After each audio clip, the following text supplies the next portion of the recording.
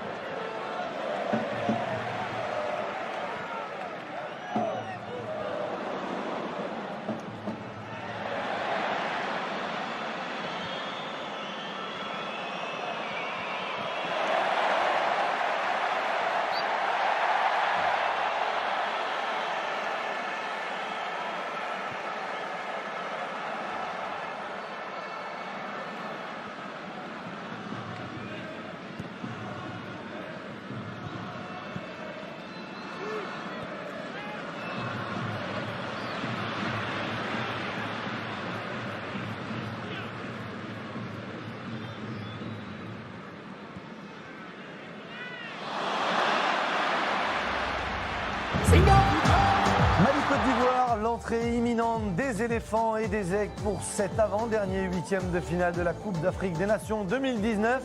Brahim Thiam et Xavier Domergue au commentaire. Nous, on se retrouve avec le plateau. Julien, Louis, Emers, Sigamari et Momo à la pause. À tout à l'heure.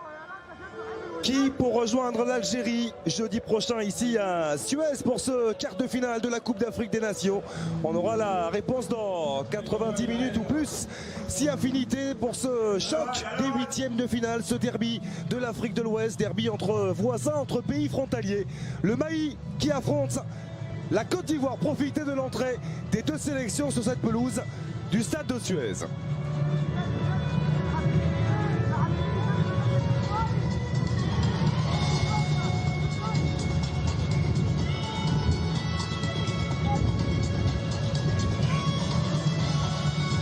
Brahim, la pression est là, la pression est grande. On évoquait un derby.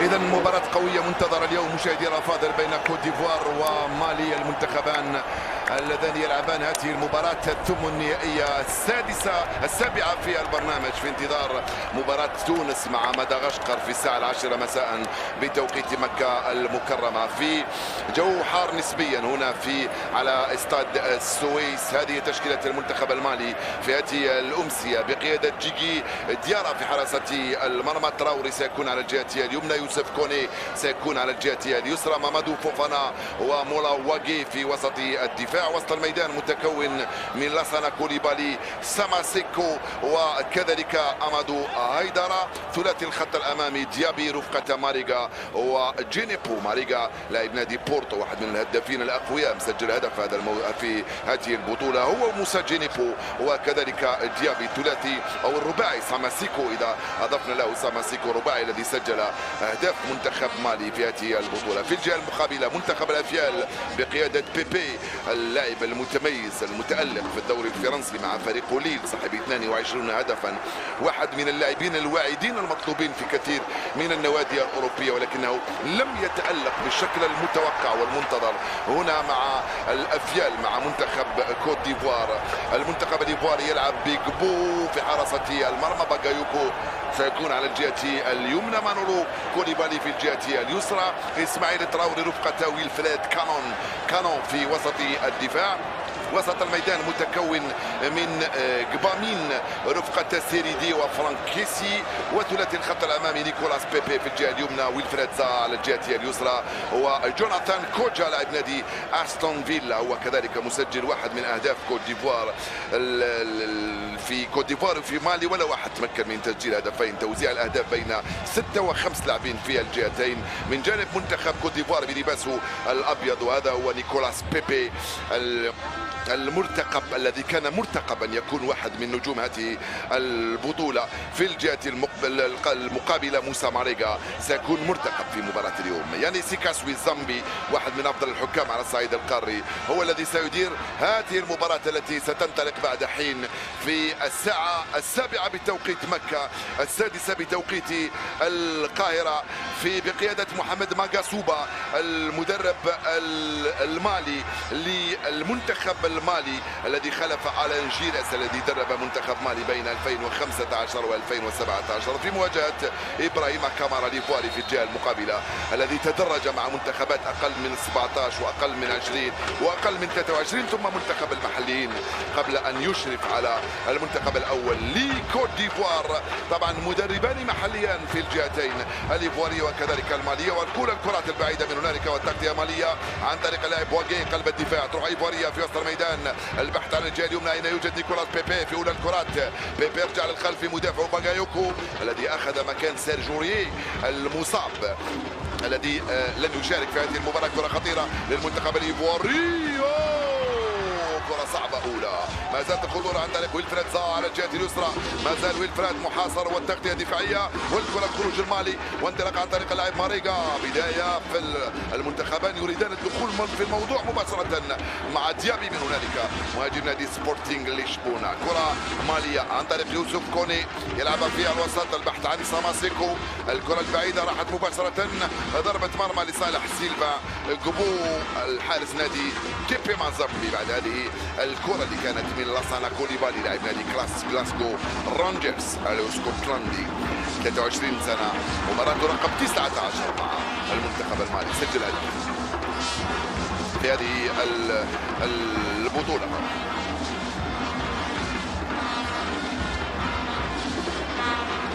لصالح العملاق جبو حارس نادي تيبي مازامبي، كرة بعيدة الأمام بالراس، التغطية الدفاعية من كوليبالي، والحكم هنا يكون خطأ لصالح المنتخب.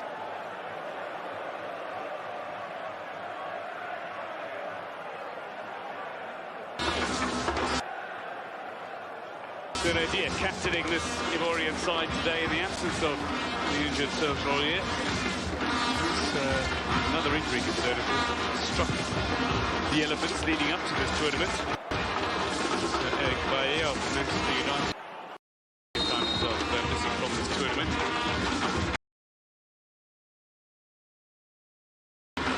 Riga, meanwhile, himself penalised and inexplicably so in his mind. Ball forward, Kodja controls off the chest, looks to lay it back for Onkesi.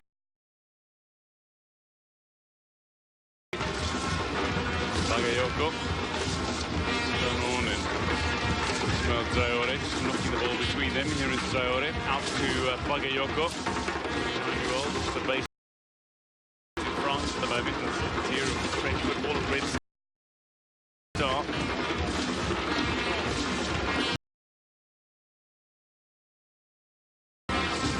Low from Belgian Pro League club Netherlands.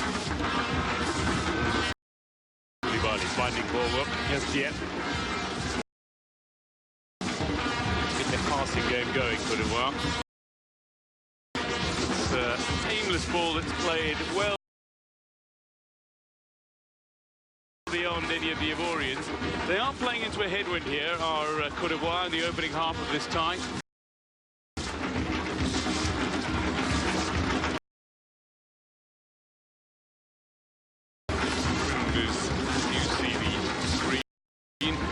From left to right, faces of the Ivorian players, and Mali might want to be making use of the window their backs in the opening half. Gabi can't get around the outside of domestic based Rondo Koulibaly. Marega calling for the throw to come his way. It does. Under a little pressure here by Canon, who clears. Molawage. Mamadou Fofana is outside, one of the younger defenders who made their way into this Mali squad. In fact, a very young Mali squad that have made their way to this tournament. The third choice goalkeeper, 29 years old, Ibrahima Monkoro, the oldest of the squad members. Teammate of Sylvain Bourwood, Tipi Mazembe, but behind him. Ismail Traore penalised.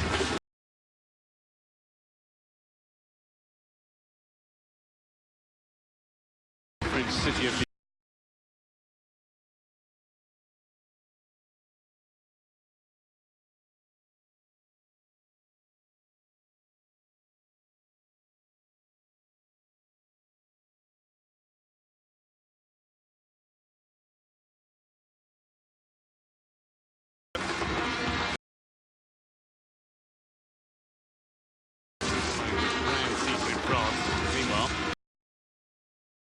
Marega looks to be rather settled in Portugal. He's had good success this last campaign. Whoa.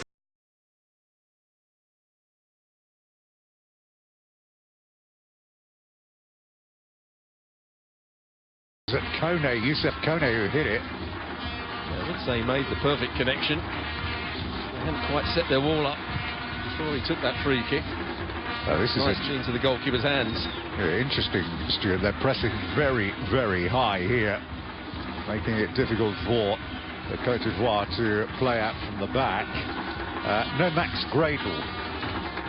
Well, I think that's more because Zaha is coming to the side. Zaha didn't play in the first game. Max Gradle scored a great goal.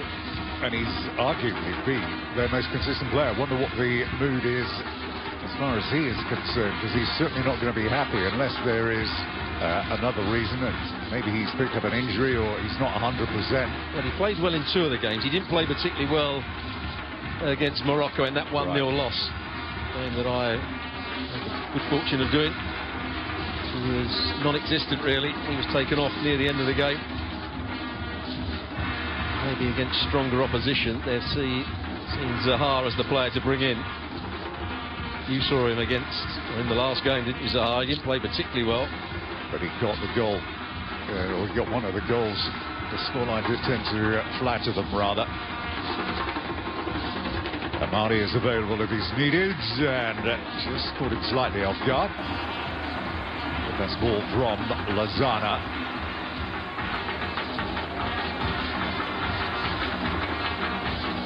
Well, you know, there might not be a huge crowd, and there hasn't been for many of these games, but the supporters that are in here are making significant noise.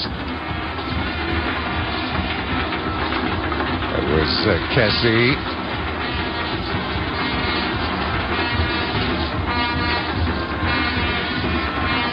Fafana went with the run of Kodja. Actually dealt with the ball quite well in the end. Goalkeeper started to come. Yigui.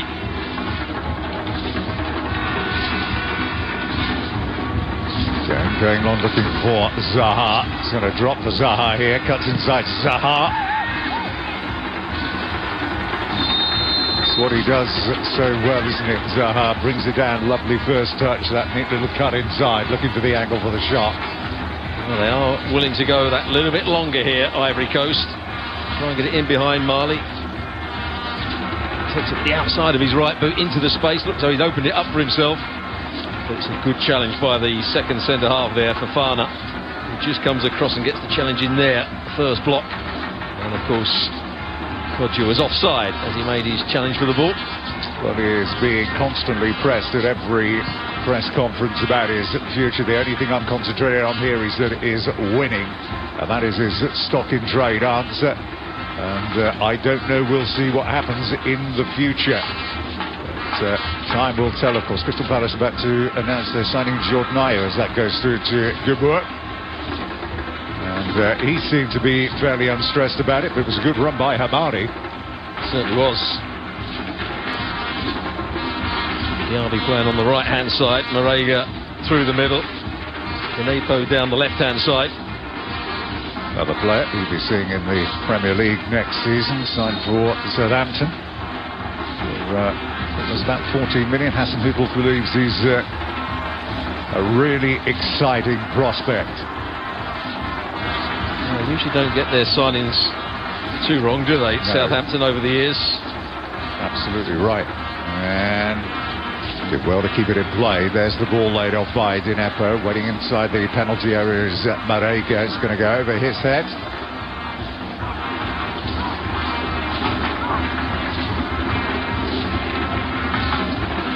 That was Lasana getting forward. There's the coach of Ivory Coast, Kamara.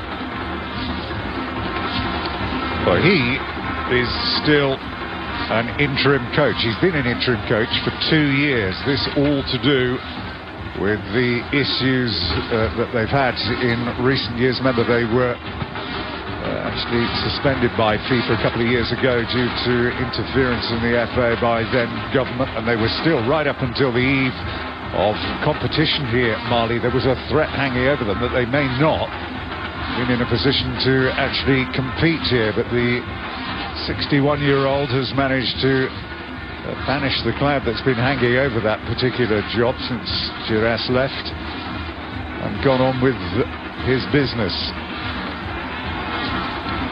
It was a poor touch from Pepe. It wasn't the perfect ball to him. Just giving that bit of width out on the right-hand side. Very much a left-footed player, loves to come in field. Bagayoko in for Serge Aurier, will try and break forward down that right-hand side. Have been seeing the pictures today. The Spurs players making their way back to training today. As if they go all the way to the final, as they're due 3 weeks off at the end of the tournament, Aurier will miss the start of the season. It's Diaby. It's a nice ball out by Diaby. If they play this in quickly, Dinepo. Marega was in position. Dinepo's cutting inside, weaving one way then the other. Missed the opportunity there. Trying to do a little too much on his own. There was a potential chance there. Yeah, you want him to go and take on his player, but just get himself half a yard so he can get the cross in. Messi going over fairly easily there. The Milan player.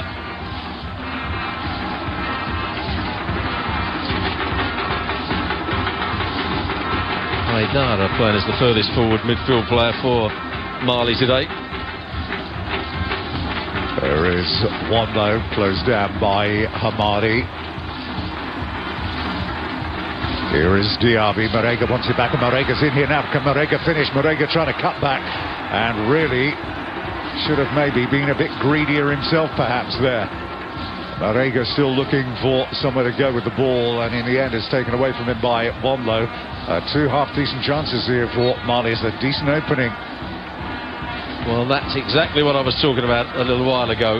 Brilliant build-up play from Marega, as he did for Porto against Liverpool in those two Champions League games. But then when he got into a shooting position, I think he makes the wrong decision here.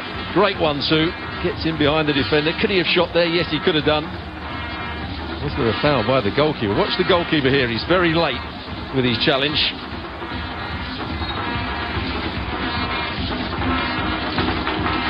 Gets the benefit of the doubt there. Some of the player that was going in to try and put it in. Strange attempt at goal for him. There's Gineppo. Lovely bit of play initially by him to Bakayoko, who loves to get forward over the halfway line and attack and get up and support with Pepe. He's going to have eyes in the back of his head to make sure Gineppo is not going to sneak in behind him. That's Fofana getting in clear. Little nudge in the back and play allowed to go on. Gineppo again. Here's Diaby. Diaby, nicely done by Diaby.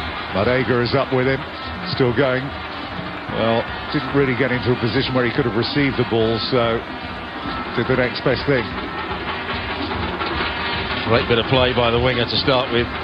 Slows the defender down, goes past him way too easily. Wanlo goes to ground, and he always wants to get it back onto his left foot. They actually defended him well there. They knew he wanted to come back, and they doubled up on him.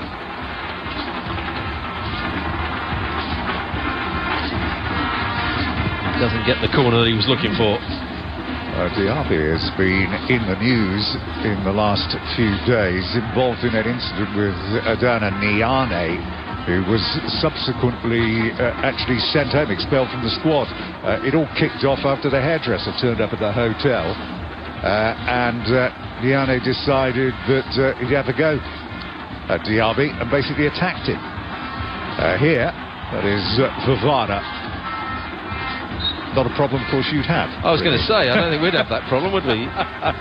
You could just take yours off and put it on the side, and I haven't got any. 30 minutes into the game.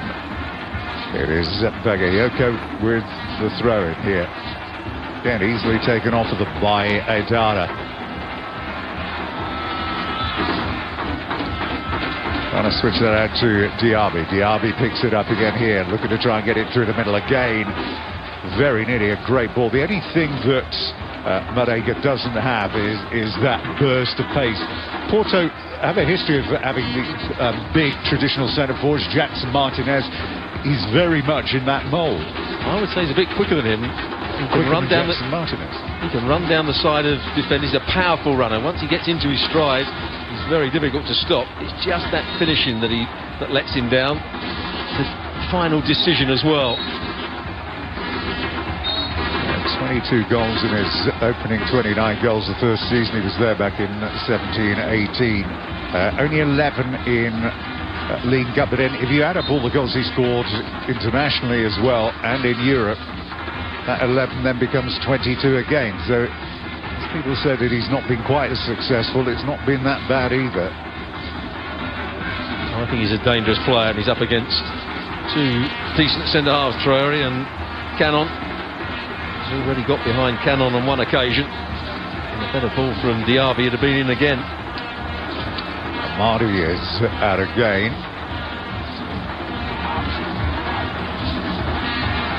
He might have his work cut out. Wanlo, the left back for Ivory Coast. There's Seredi. Nicely done. Look to try and open it up for Pepe to get into space, and Bakayoko there as well. Kone holding them up.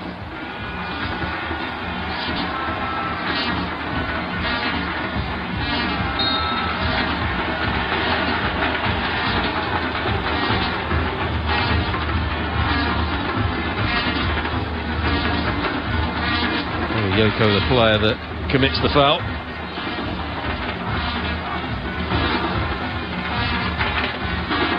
Samaseku, the player that was knocked to the ground. Very much the holding midfield player, Samaseku. Just go off on the hunt again and make sure they kept busy. Lozana doing the pressing this time. Into Fofana. Mola, and below him is Hamadi. Zaha coming over to cover him. One thing that has been very, very good about this tournament has been the quality of the pitches that these teams are playing on, and it's aided and abetted significantly. Nepa has gone brilliantly here. There's the cutback, but again, perhaps not the best choice of ball in the end, but he does get the corner. That's what he can do. Big switch of plays, trying to stay wide out on that left-hand side. They know he's on, so the switch of play came. Now he's 1v1 against the defender. Bagayoko, a couple of step overs, change of pace, change of direction. There wasn't too much on for him, was there? There was 5 or 6 Ivory Coast defenders in the box up against 2 attackers. Difficult to pick one out. Yeah, this is going to be very interesting to see how they try and defend this. You can see Mola making his way in there. Keeper's completely missed it. Right through his hands. Gubowo is not happy with himself here, and for very good reason indeed. Could have come to Diaby and it could have been a tap-in. She just couldn't quite adjust in time, could he, Diaby? It's a poor effort from the goalkeeper. It's an easy catch, no pressure, nobody jumping with him. Got away with that one. He had bad luck and misfortune on him a couple of years back to 2015 when they made it to the final. He was actually injured in the semi-final. Boubacar Bari was drafted in for the final, so he missed his big moment there. Not a good couple of minutes for him. This is the corner, then kicks it straight out of play, and they've won it back again.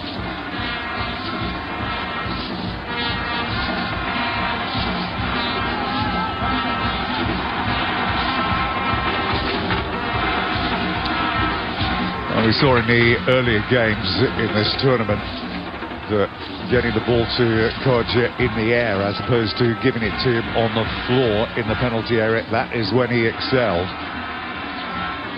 Here again, Zaha's got to do better from the throw and he loses possession. Well, it's been a difficult tournament this for him. He was left out in the early stages due to what was said to be tactical reasons. There were certainly rumours doing the rounds that he was so unhappy that there was contemplation of actually leaving the camp and coming home.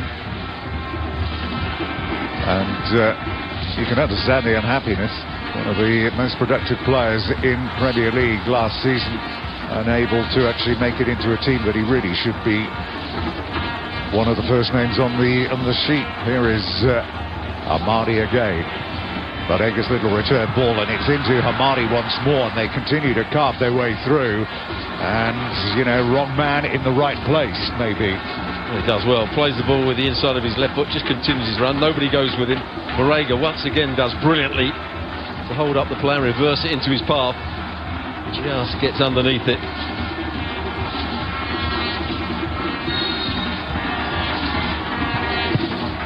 Well, this has been a rather uncomfortable 19 minutes here for the Cote d'Ivoire. Not been allowed.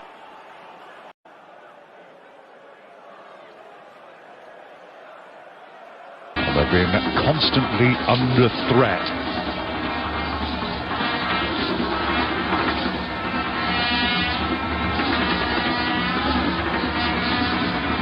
He's going to go longer again here, looking for Kodja. He gets a little flick on. Zaha can't get the knockdown. But the winners here go on to play Algeria in the quarter-final. Belmadi was talking about his team's potential. We're here to achieve what nobody believes we can. I think there's an awful lot more people do believe they can after the recent performances now. Chance to open them up here again. Diaby running through, unable to be picked up. They needed a bit more width in that move. It's a good job that Lozada was closed down. He's normally quite quiet. Is Kamada on the bench, beginning to become somewhat more demonstrative. The referee didn't like that challenge, telling Zaha to cut it out.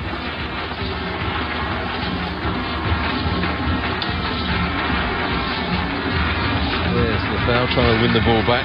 He's a bit unlucky, the ball was up in the air. He's had his warning. He won't get another one.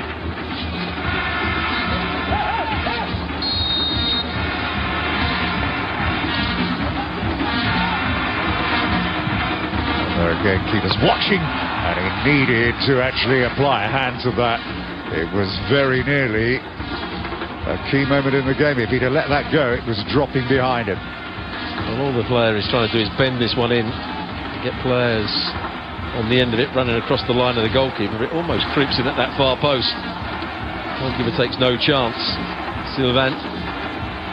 Diaby again going to the back post there. Fofana moving in towards the near. There goes Diaby. Then he makes another little darting run in there. There's a lot of movement in there. White shirts turning left and right, looking to try and track the flight of the ball. What a good challenge that was by Edara. Brilliantly won back.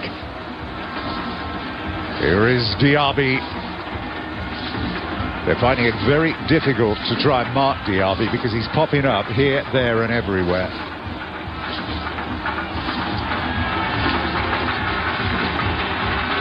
Certainly getting tight to the wide players. Once again, Pepe couldn't wriggle out of that situation. Same as happened to Zaha on the other side.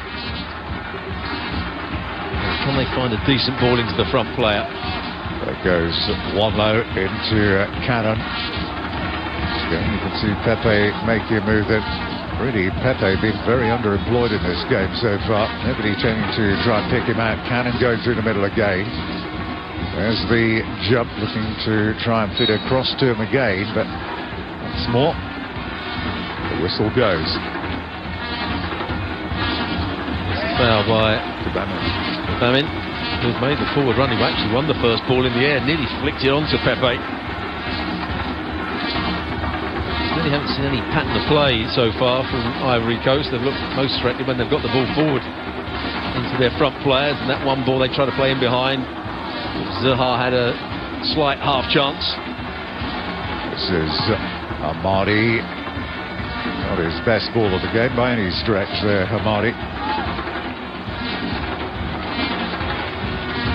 Well, two top scoring teams in this competition so far.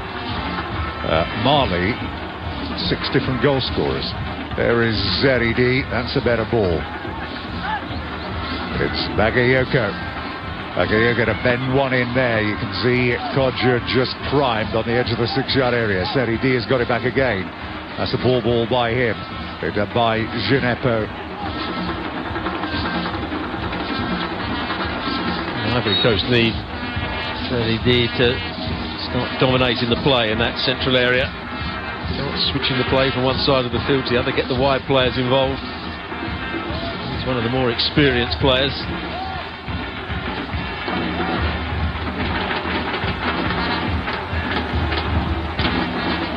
You wonder whether all of the attention that's been on him over the last month has had an effect on his play here. His heart, remember, he said, sets on a prem move. Diaby is onside, and it was very nearly expertly brought down.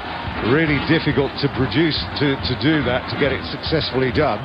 Yeah, he actually gets too much on it, takes it back towards the defender and the goalkeeper. How many times have they been caught by his runs?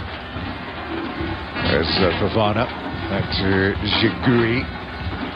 Again, they're trying to put one low under pressure here. Into Zaha.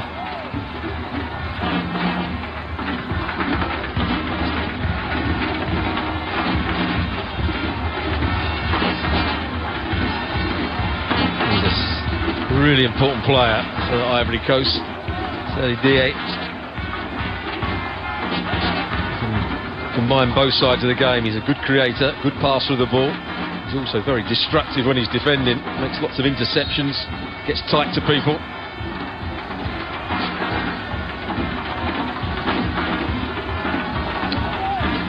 I read somewhere that he was nicknamed at his time in Italy Gallinetti. He was obsessed with Marcelo Gallardo as played was his big playing hero. Good player. Gallardo, of course, who we saw doing well with was River Plate, wasn't it? Here is Zamaseku. Into Kone. Going to be at Lille next. Going to be at Lyon next season is Kone. Just bought him for €9 million.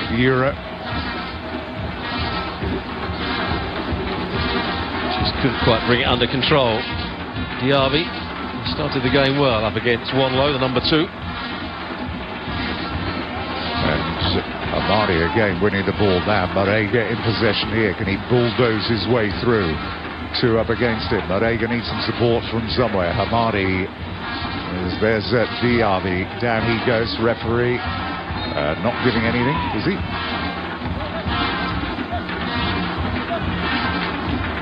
Just caught his standing foot, didn't he? So he did. There's Bagayoko. Janetto going back to put the pressure on Dubois. It's not a bad policy, is it? Because he's variable at the moment, isn't he? 1 minute he can look good, he can make a decent save, but the next minute he can fumble it. You may not be able to see it on your television screens. Look, there's quite a strong wind going from one end of the field to the other in favour of Mali at the moment, which makes it even more difficult for him to kick as the ball's going back to him. Not getting the distance he would be hoping for. The Ivory Coast goalkeeper, Sylvain.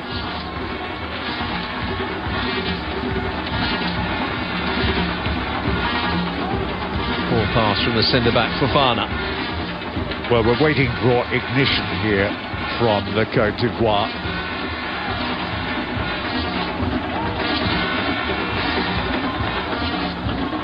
It's Zaha.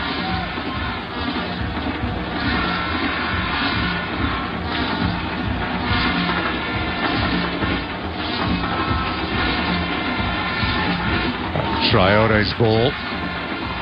The moment is onside. Amadi was playing him onside there. What a very good challenge by Fofana. It had to be as well. It was good play from Ivory Coast. One ball played into midfield. The midfield player gets turned. One ball in behind for the run of Pepe. A chance to take his man on 1v1. I say Amadi's got to watch himself there, because he was the one that was playing everybody on, not aware of what was going on around him. There's Genepo, good turn. He's got Kone up there with him. Free kick goes to Mali.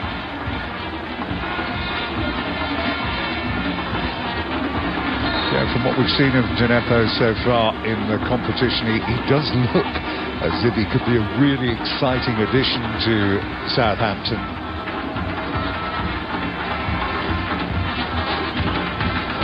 One of their biggest successes was Sadio Mane going to Southampton.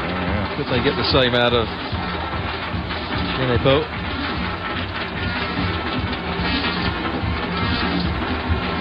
There is Hidana.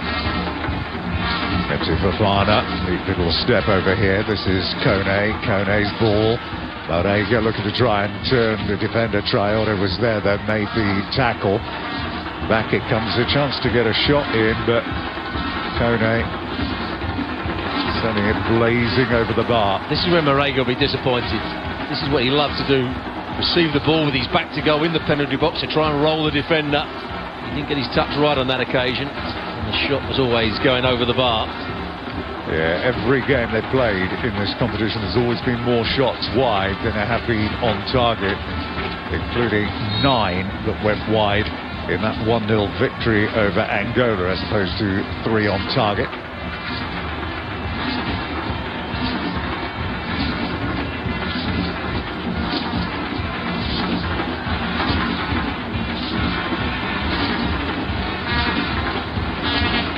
Big mistake already, the goalkeeper got away with it, going for a corner which he completely dropped into a dangerous area as well. It's Gubamin looking for Wanlo. Wanlo to Zaha again, doesn't bring it under control with his first touch, and again he's being penalised, and he's got that look that he had in the previous game against Namibia, that one of frustration and everything's going against me. And I was just looking at his movement there. He didn't really work hard for his space. Didn't run the defender off to come short and get himself on the half turn. He just lazily walked across and hoped that he'd get it with his back to goal. His ability would be able to get him out of a bit of trouble. Wasn't the case. Here is Hamadi.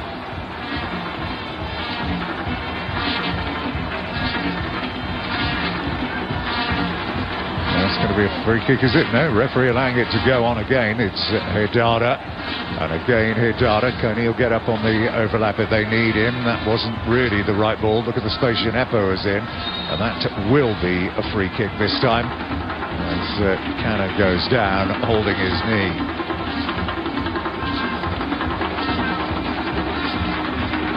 Yeah, good bit of play from the centre-back. Just stepping out and made interception. Trying to drive into midfield so he could play that next ball forward. Stopped in his tracks by the foul.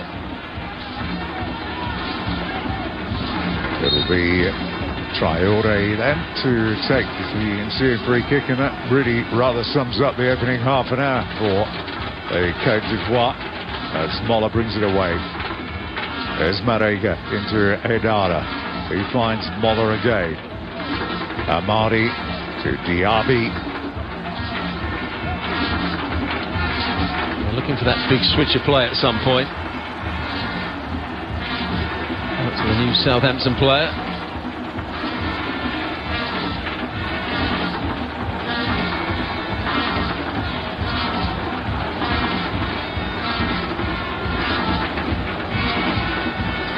It's Traore again. Looking at the options in front of him, there weren't too many there. Telegraphed his intentions a bit too quickly there. The midfield player came and closed him down and got the block in. Been a frustrating first 32 minutes. All the likes of Kessie and Sene and Pepe, Zaha, Kodja haven't really dominated their opponent so far. There is Gineppo again, and he's off and running. This is a great run by Gineppo, but in the end he just overcooked it. The ball was stuck under his foot. Diaby goes in on the challenge. There's Amadi. Back into Diaby again. Space here for Diaby. Gineppo's just backing off to try and make a bit of space. That's going to be a free kick to Mali. She is beginning to come to the fore, isn't he? Gineppo. That last run was very, very quick. Couldn't get the ball out of his feet. Here he goes again, in between two defenders, driving at the next space. Just got a little shove in there from Traore. Second time round, he wins the free kick for that challenge by Bagayoko. Beginning to excite one or two Southampton fans, I'd imagine. Well, the Queen Mali fans would be very excited if they could produce something here. Marega with his eye on the prize. Said he's with the wind. See the breeze on his shirt there. Here he goes then. Can he produce a moment of majesty? He goes in hard and low, and it's a good piece of goalkeeping in the end to get his body full behind him, but hit with pace and accuracy. And that's what you really want for a player. As long as he hits it with pace, get a whip on it, hit the target. I'd like that to have just bounced in front of the goalkeeper.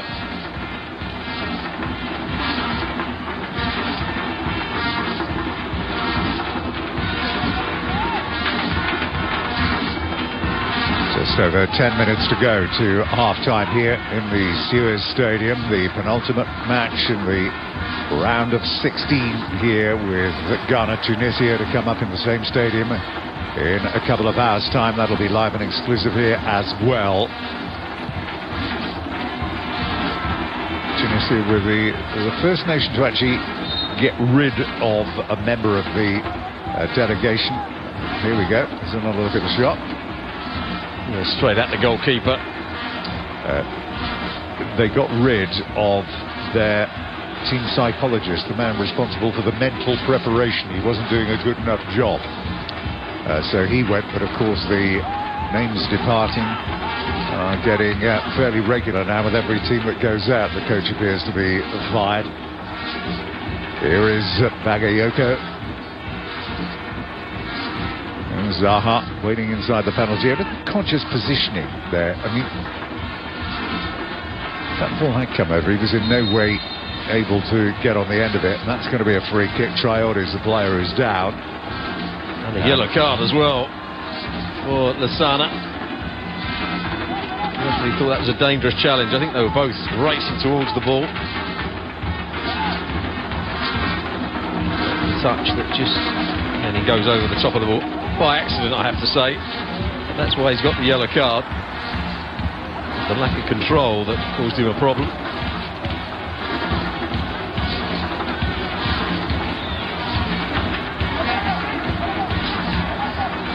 Well, they've made no impression on this Mali goal so far in the opening 36 minutes.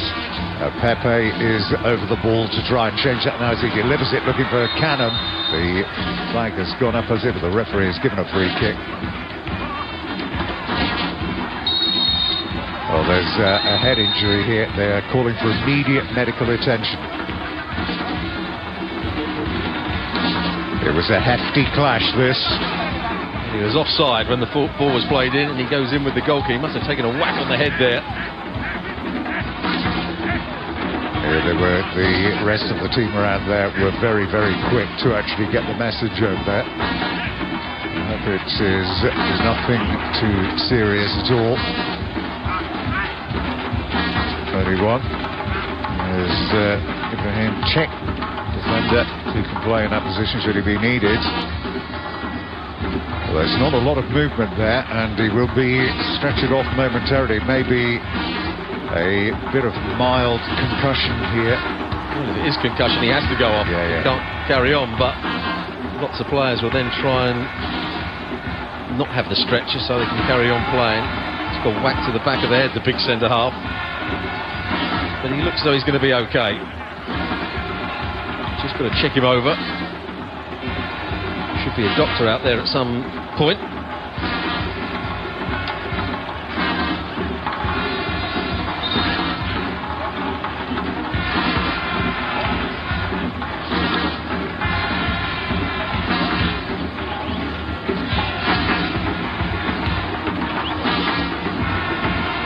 The referee appears to be happy, and Cannon will be coming back in.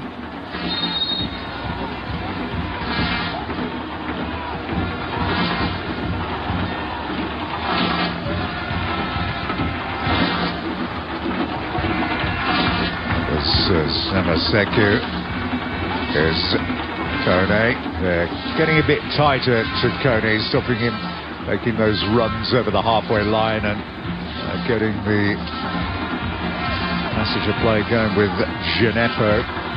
It's again Samaseku. Here is Kone again. Well, I don't know what he saw there, but Marega is applauding the gesture.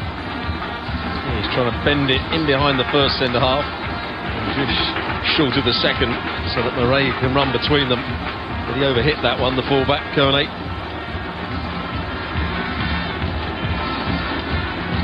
Well, they've got every right to be expectant when you look at the talent that is available. Then that is a free kick.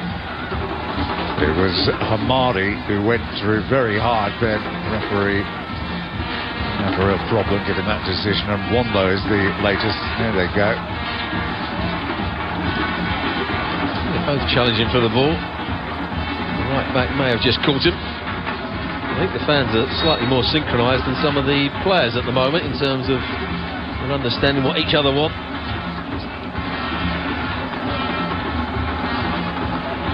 Mali have been the more dangerous side in this first half. Certainly so, and it is slightly ironic when they're up against a team who, if you believe all the hype, have got two forwards up there who between them are commanding a value of £150 million. That is, not euro. There's Kodja. Might find his chances slimming down at Aston Villa this season as they move into Premier League. He's been reasonable servant. It was goodbye for Lee Johnson a few years ago at Bristol City. Certainly made a few quid out of him when they sold him on as well. Might be able to take him back on loan. Oh, neck if of they the want woods. to pay the 45 grand a week he's on. Here he is. This is Cote looking for some assistance here. Good run from him. And a good ball played down the side. Just couldn't manipulate it to get his shot away. We'll find the next pass. It's Bagayoko. And Zaha on that back post. And again, the yellow shirts back in numbers. Ensure that there is no crossing opportunity here.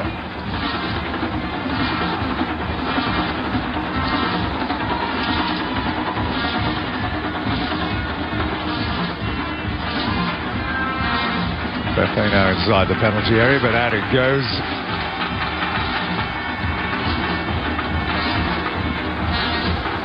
Doing a bit of defending here. Run out of the play by Bagayoko.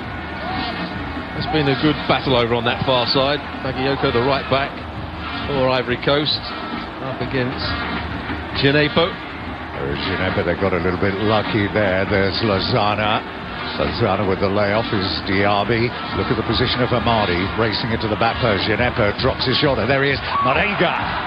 Marega should have at least got a clean hit. Great bit of build-up play again by Djenepo. Great change of pace, little step over, and this time picks out the right ball, and it's good movement from Marega. He lets the centre-halves go to the 6-yard box. He drops into that bit of space between them and the midfield players, but just hasn't got that touch to finish it there. Again, that's his major problem, his finishing ability.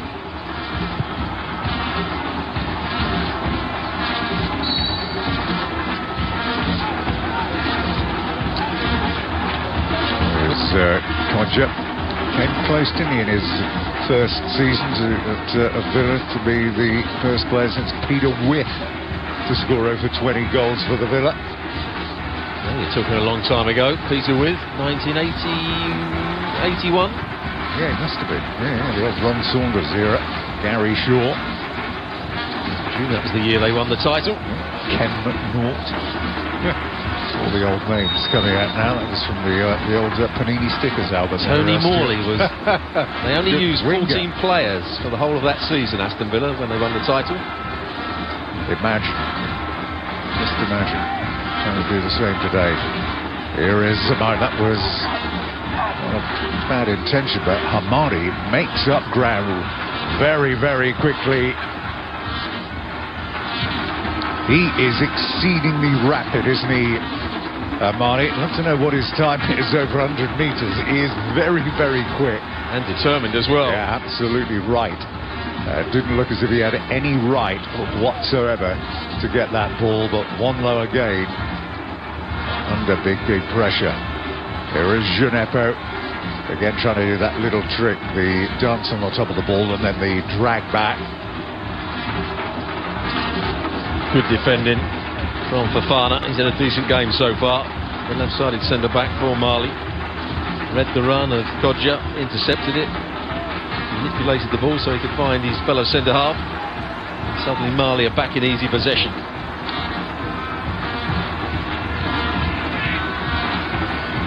Well, if only Mali had players with the alleged pedigree that the Ivory Coast trio have got up front. Might be looking at a different scoreline now.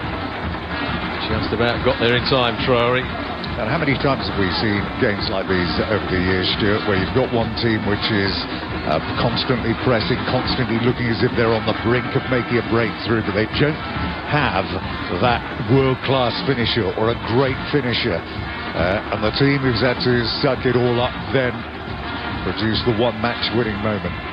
Well, that is going to be the story here in the Suez Stadium today here. Here they come again, though. One additional minute at the end of the first 45.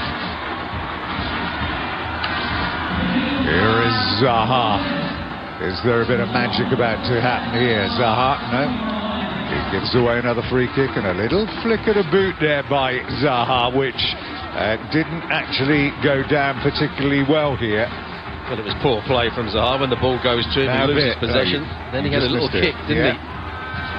Which Zaha didn't like. The player that was down on the ground. Samaseku again trying to thread that ball through. Morega's in again now. Morega's got to squeeze offside. They left the flag down until the moment that he touched the ball, as they have this habit of doing, much to his eternal frustration. Well, he's just offside. It's a good decision in the end, a very good decision. Remember, there isn't VAR until the next round of game.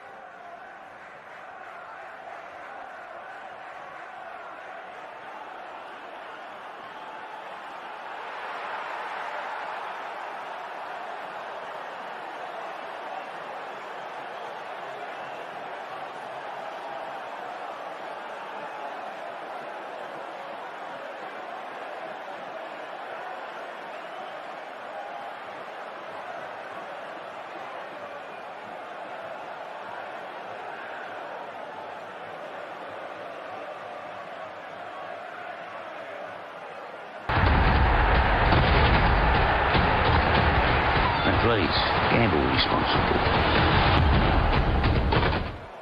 Football Index is reinventing football betting. You can buy and sell the world's top players. Their value may go up and down, but it's not over with the final whistle like a regular bet. You get to stay in the game. Cash out when you want. It's your call. You're in control. Football Index, reinventing football betting. Start building your portfolio today at footballindex.co.uk or download the app now. At Britain's newest bank, Santander, Debt presents a new idea for mortgage overpayments. So buying 5 less coffees a week could take 2 years off your mortgage. Wow. Introducing Santander's in-branch micro cafe. Now the coffee is a fraction of the price, because it's a fraction of the size. It's genius. Brilliant. I think I swallowed my mug. Meanwhile, at Santander, they're helping customers find ways to take years off their mortgage with their overpayment calculator. See what's possible at Santander.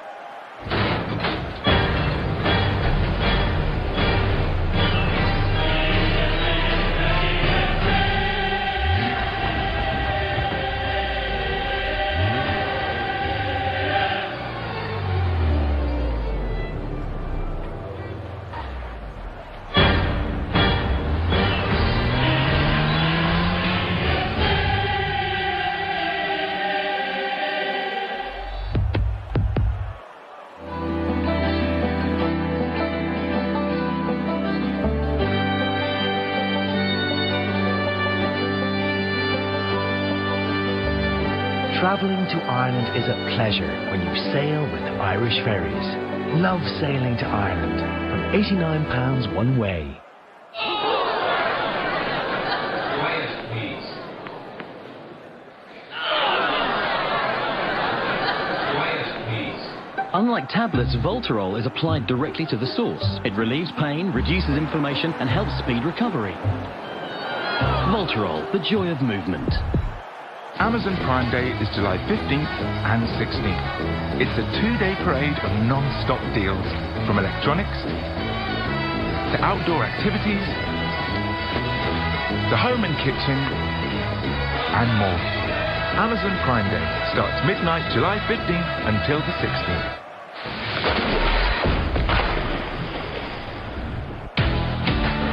Africa Cup of Nations coverage on Eurosport, sponsored by ORS Hydration Tablets.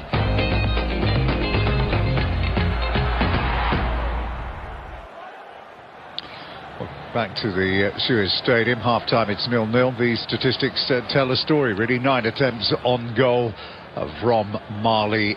Not a shot on target yet from the Cote d'Ivoire. Let's have a look then at the key moments that made up that first half, and it was basically, it's all about Mali the chances they created, and the lack of a quality finish in the final third. Kone first to have a go.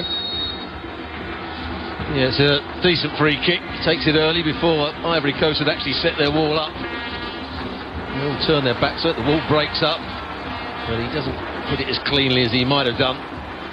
This was a big chance for Marega. Plays a lovely 1-2, but this is his problem. He takes too long to get make his decision what he was going to do, and in the end, it's the wrong decision. He's got to shoot across the goalkeeper. This is a brilliant square 1-2. He shows his pace to get behind Cannon. Now he's got to hit it. Instead, he tries to chop it back, and it's the wrong decision, and the chance goes begging.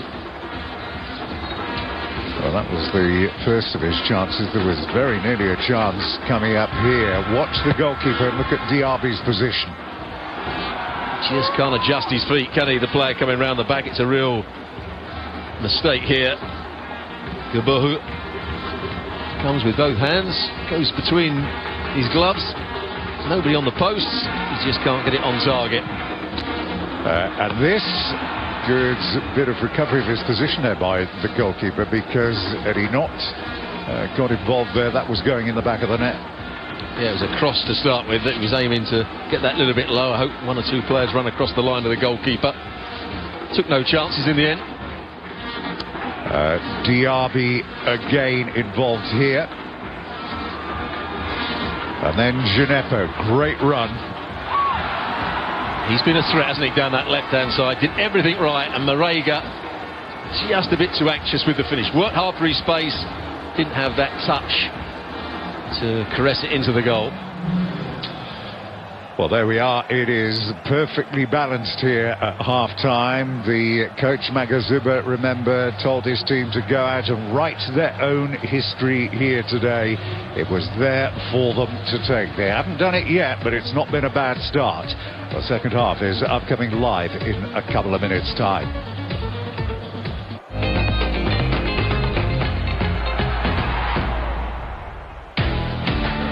Africa Cup of Nations coverage on Eurosport, sponsored by ORS Hydration Tablets. Estrovia, sports fans. Betting on football is all up in here, so I'm keeping my mind in check in Mother Russia, home of this Grandmaster. What's up, girl?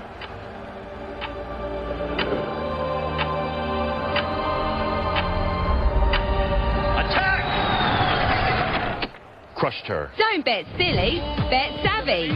Join Coral's Bet and Get Club and get a free £5 bet every Sunday. The smart money's on Coral. Holly came from Miami after LA. Hitchhiked her way across the USA. Black hair, I rose on the way. She relaxed and the heat was a she. She said, hey babe, take a look on the wild side.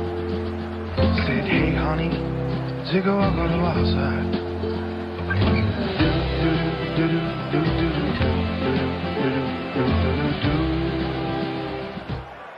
Join the thousands of businesses who've taken out a Funding Circle loan with rates from 1.9% per year. Apply at fundingcircle.com. Get Sky TV and Sky Mobile for just £25 a month.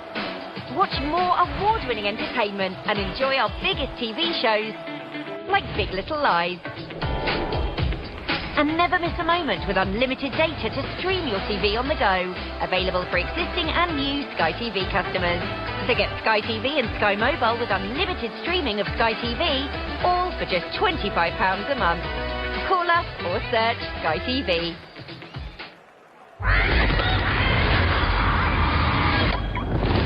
Guarantee cars at pre-haggled prices with Auto Trader. Oh, see? Romance isn't dead. But it is here. Oh, thanks, Captain Obvious. Hey, Verat's a loo roll. Don't hate like their trip. Book yours with Hotels.com and get a reward night at thousands of properties. Courtesy blush. There's nothing courteous about this, Greg.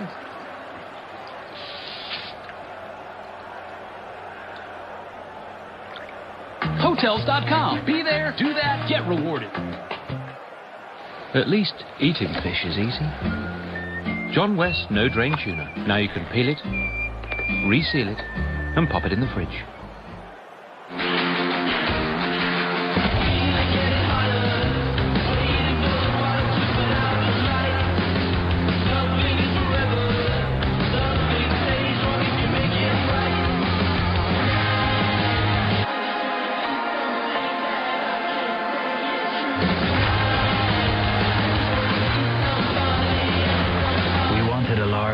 more taste. So we made one.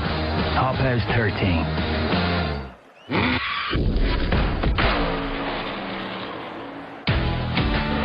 Africa Cup of Nations coverage on Eurosport, sponsored by ORS Hydration Tablets.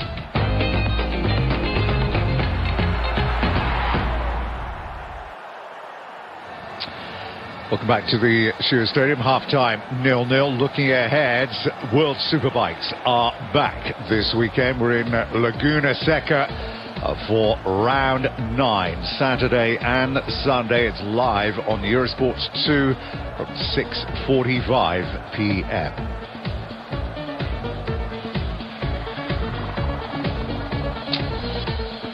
Right, now the winners of this game will be facing Algeria, who played last night. They beat Guinea. If you missed it, this is how they beat them. A lot of people felt that Guinea have been so poor here, unexpectedly poor. And they've been caught out again here, and that's sensational. Here's Benacer. Oh, it's a terrific pass for Riyad Mahrez. It's another moment of sheer brilliance. Look at Atal again, buccaneering forward. First time ball is sensational. Adam Unas with his third of this Cup of Nations. Impressive looking, Stuart. Well, Algeria do look the side to beat at the moment. Them and Senegal, I would say, the best two sides in the tournament now. But Mahrez at his best. And Unas coming to the fore, the Napoli player. He's having a good tournament. Right, then the teams will be out in just a second or so's time. Remember, this is the first of a double-header. We have Ghana against Tunisia coming up in a couple of hours. Kickoff time 8 p.m. But next up, it is the second half, live from here, 0-0. The teams will be back with us in a couple of minutes.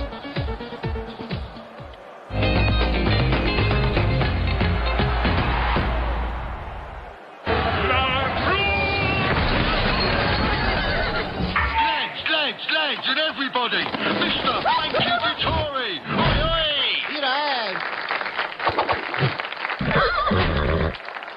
You think that was good? Check out this beauty. Ladbrokes has a £1 free bet for you. Free for everyone to use on Super Duper Mega Smashing Sunday. Right, Horsey McHorseface, we've got a race to win. How dare you? My name is Sebastian. Ladbrokes, where the nation plays.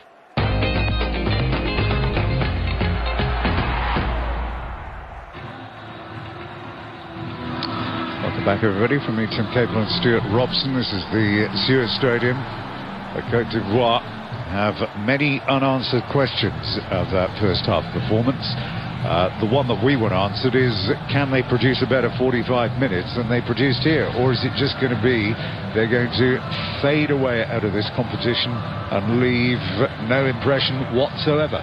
Well, they're going to have to play a lot better in the second half. They've got to find ways of getting it into their front three. At the moment, they've gone from back to front without much quality. They haven't created avenues so they can roll the ball into the front player. They haven't tried to switch the play so they can get their wide players, their skillful players, Zaha and Pepe, in 1v1 situations.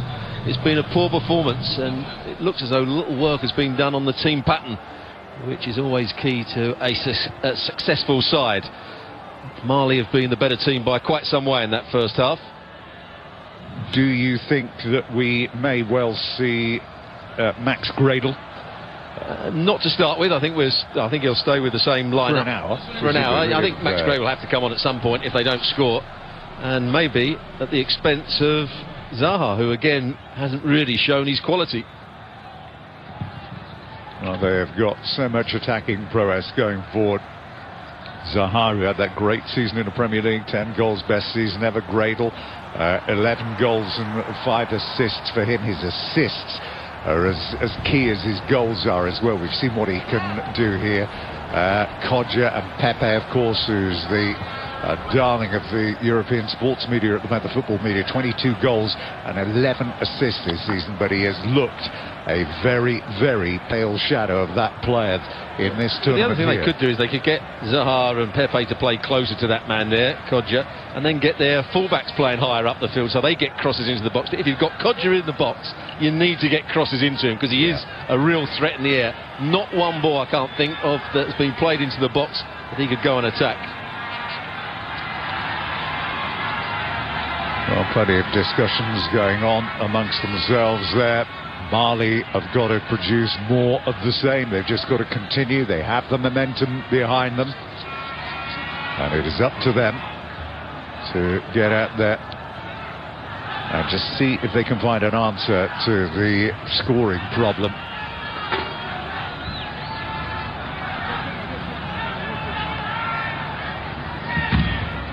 Algeria, lying in wait, will be hardly quaking in their shoes with what they've seen pretty much from either of these two teams here today.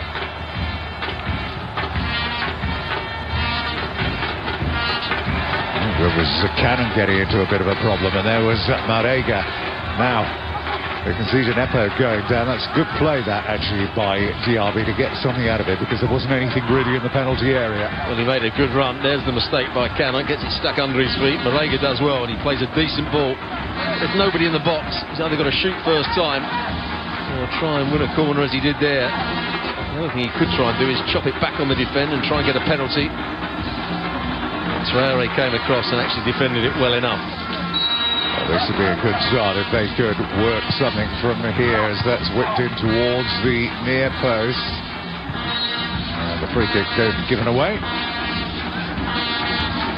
that was a silly foul from Haidara. Roger winning that first ball as it came into the box, doing his job in the near post zone, getting height and distance on it. And there's the little shove by the midfield player, Haidara.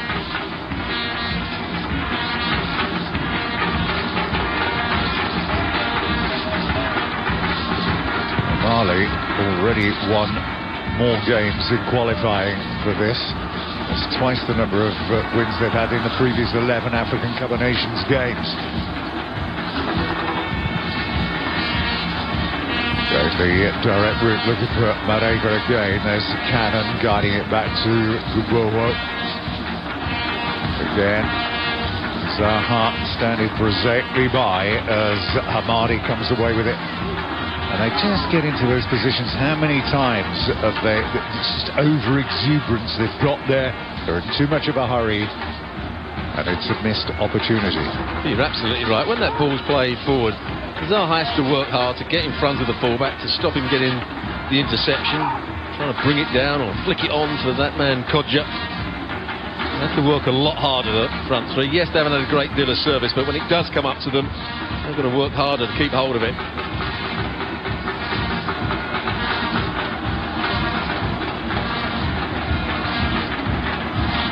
One nose ball, easy for Hamadi. Don't think Zaha is ever going to be beating him for pace. Here he is with the throw.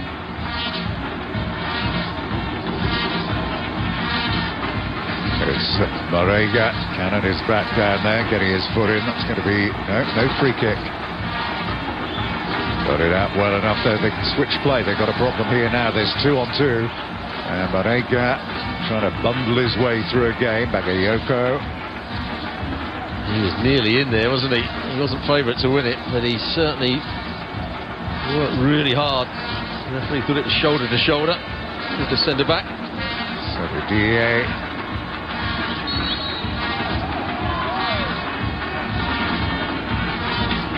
Maybe a word in the referee's ear from the assistant. It was a late whistle. I think he's got every right to go for the ball here, Kessie. He actually wins the ball. Nothing wrong with that challenge whatsoever. That's what Traore may be telling the referee as well.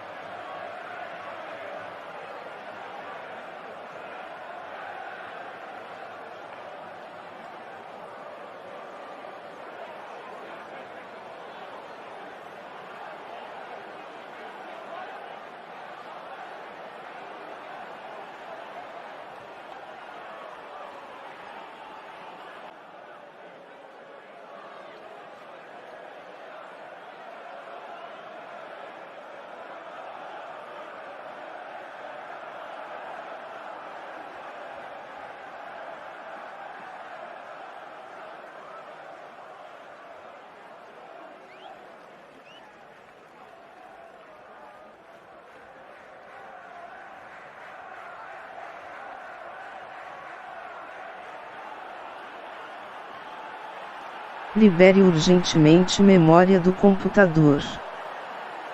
Libere urgentemente memória do computador. Libere urgentemente memória do computador. Libere urgentemente memória. Coming short, playing the ball in behind the fullback. Should be only one thing on his mind here. He's now going to open himself up and try and bend it into that far corner, but he tries to play it with the outside of his boot and gets it horribly wrong. That's been the lack of composure that Mali have shown in front of the goal. Their build-up play has been excellent. Diaby is going off for Adama Traore. Now, it's very, very early on, so do you consider that there is a potential injury? It doesn't look injured to me. Not very happy either, does he, coming off there? I don't think there was an injury. I think the coach has just decided to make a change here. Fresh pair of legs. Adama Traore.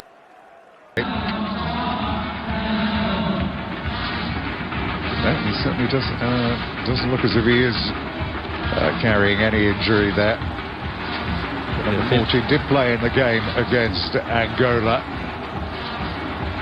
It's his first appearance in terms of starting these championships. He's going to try and swing it over to give a range test today to Wanlo again.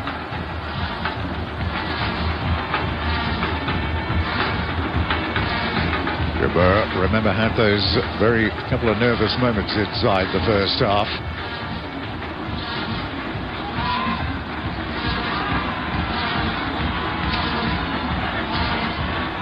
To Kodja from Zaha.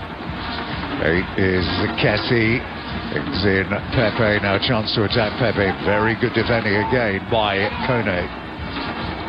Yeah, that was better from Zaha down that left-hand side. He broke the first challenge. Played a little ball infield, continued his run.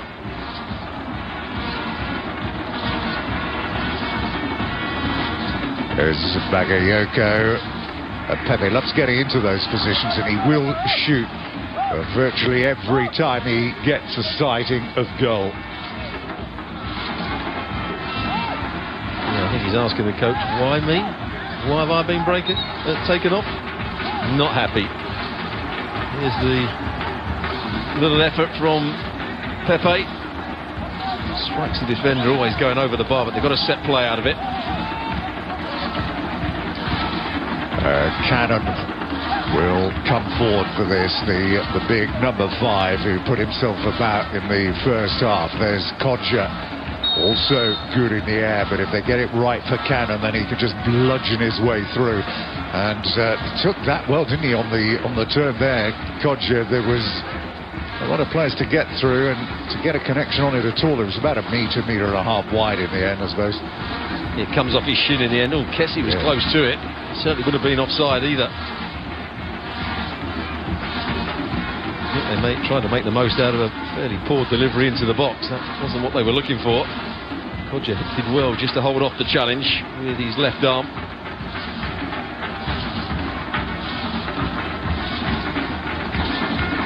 Here is Kone.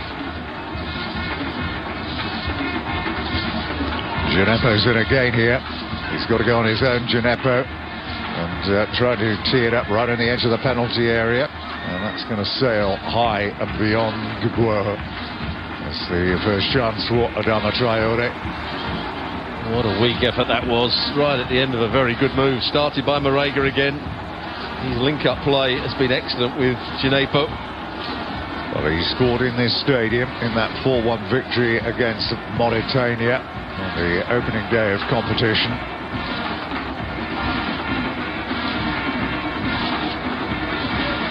It is Pepe into Bagayoko. Bagayoko, Gineppo putting the pressure on him. There goes Pepe again to Saranian. Free kick given away for the challenge on Kessie by Samaseku. Well, when he plays for Milan, he's an all-action player, Kessie. Puts his foot in, he'll make forward runs. He plays a little bit deeper for Milan than he's playing here today.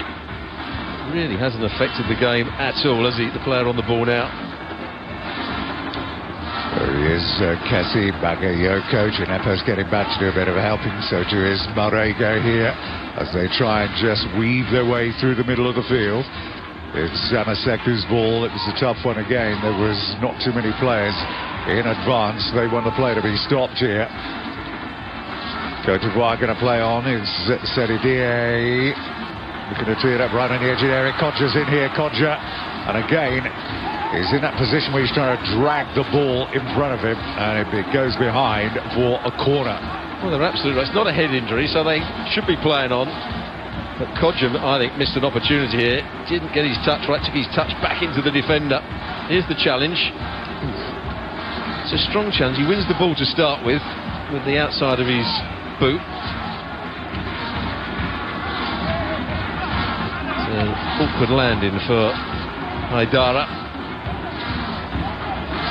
Certainly all of the players that have been in a position to strike from distance. The one player that you wanted to land with, Haidara, hasn't been anywhere close. He's hit a very good goal earlier on in this competition. Fantastic goal, the winner in the previous game. There is Kodja. And look out for Cannon. Zaha is in there again. It's a better looking delivery to the back post it goes. And it's broken down again. Marley break. There's Gineppo. And poor ball by Gineppo. Back they come again though. Here is Pepe. Pepe's got to cut it back. Right on the edge of the area, still there. Kessie back into Pepe. It's going to be another corner.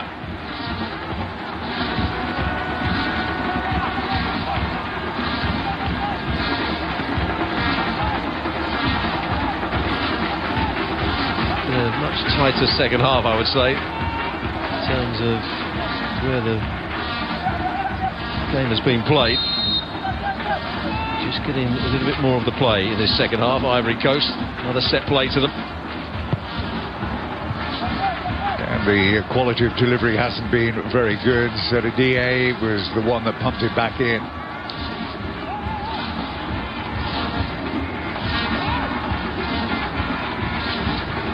And again, dinks it over the top. And it's Fofana who's back there. Well played by Zamaseku. He was asked, Ibrahima Kamara, a few weeks ago how he described his teams, what type of team he would like. He said, I like teams who defend very well and concede very few goals. It all boils down, he said, to concentration. That is the key to success. I suppose he's right. If you don't concede any goals, you're not going to lose a game, are you? Quite a simple philosophy, I would say. Haven't really seen him troubled, have we, so far? Higuit. Another foul. Another chance to play this ball into the penalty area. The referee will want that taken from where it was conceded. Kessie can't win that ball up against Marega. He's just got to be a little bit more patient.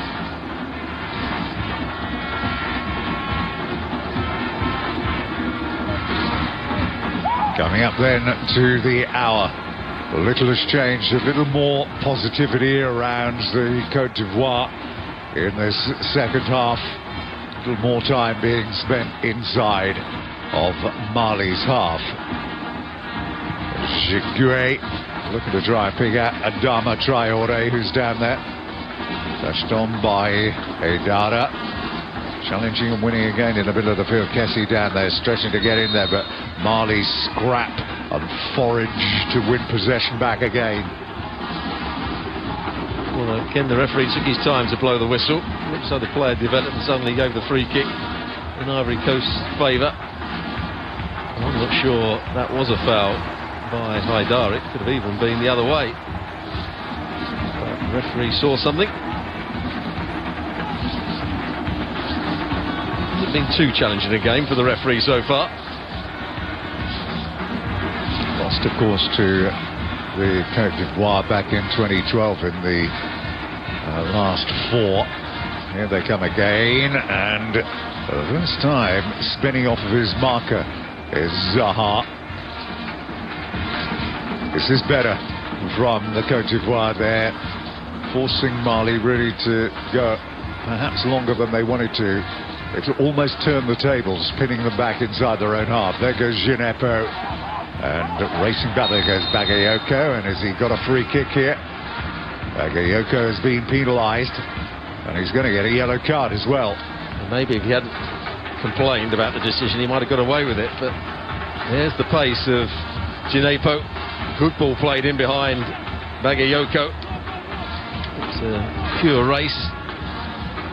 He just gets in front of him there, and the defender leans into him, and I think quite rightly the free kick's given. He's making no attempt to play the ball, is he, the right back, Bagayoko? Well, could he be made to pay still further here? Can they do something from this set play?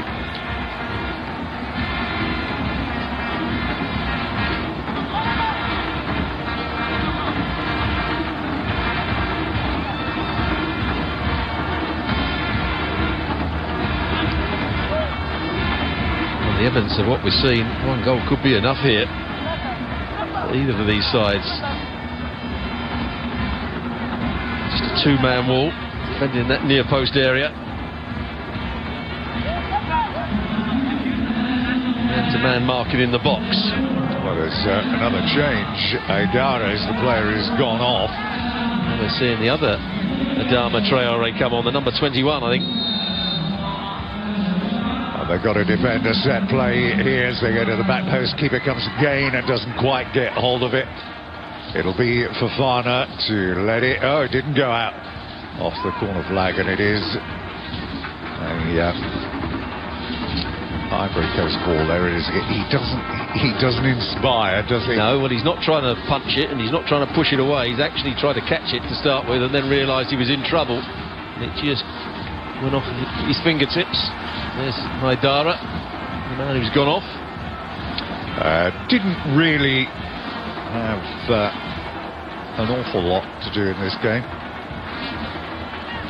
So they put him Madana Nos, who is into the game. Oh, there's nothing on Marega there, and it sits down nicely again, and it's blazed over the top of the bar. Marega is not happy that he didn't get a decision go his way here, but again, when they get into these positions, their shooting from distance is pretty poor, isn't it? Well, that's a big chance as well. Good play from Marega again. He's shoved off the ball there by Traore. And he's already drifted past a couple of hands. Unfortunately, it's the substitute who's just come on. Adama Traore Nos, as you quite rightly mentioned. That's to distinguish him from the other Adama Traore that's playing out on the right-hand side. Oh, he's under a bit of pressure. That's the same player, Bagayoko, who's just been given a yellow card. I think the referee has shown him a degree of generosity there. I think he knew the moment he made the challenge that he was in a bit of trouble. But really now, if you're in the yellow shirts of Mali, you're going to get that ball out to Gineppo every time you can, so as he can bear down on him. Either get it out to him or stick it in behind the fullback. He's probably got the beat on him for pace. All the Mali players went around the referee, but he's having none of it. He's given Bagayoko one last warning.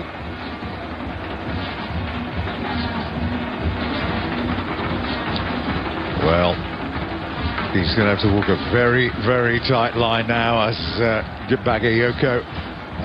Pepe's maybe going to have to do something like get back and help him out a bit. Or they're going to have to make a change. Just worry, is Aurier fit enough to come on? Well, the injury that he had wasn't as bad as first thought. Just changed his direction. He can't stop himself, can he? There's no intent from Baggio. He's just beaten by a bit of skill, but when you've been booked, you can't challenge like that. He's got to be so careful. It's okay putting your hands up in the air. Anything he does from now on, he's going to be sent off. 25 minutes then remain here.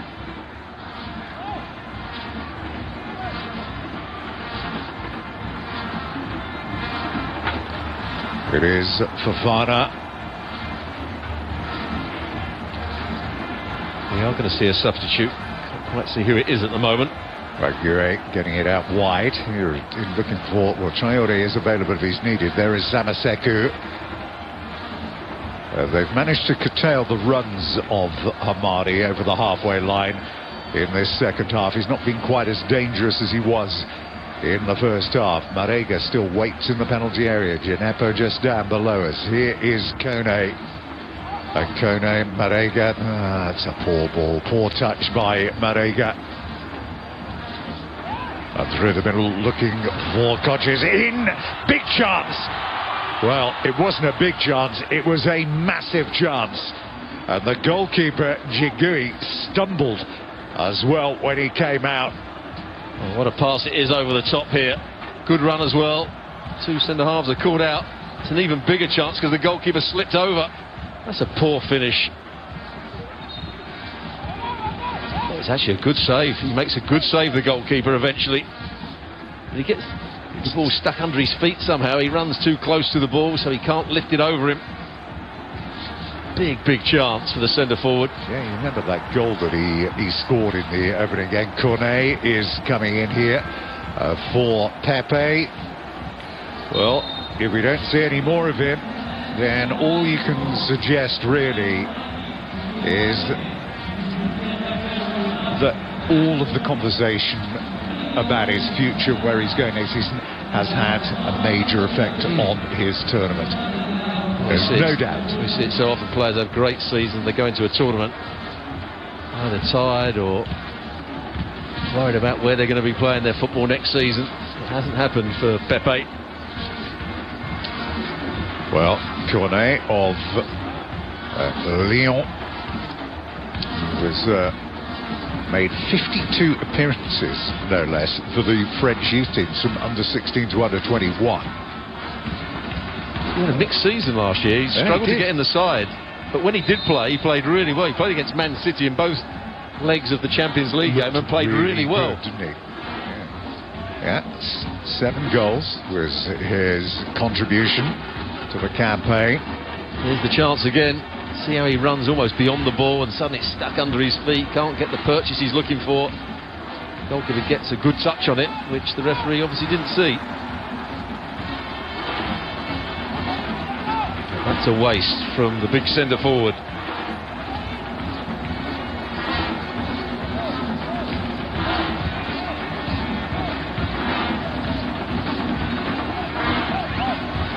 It is Cornet then to deliver this set play.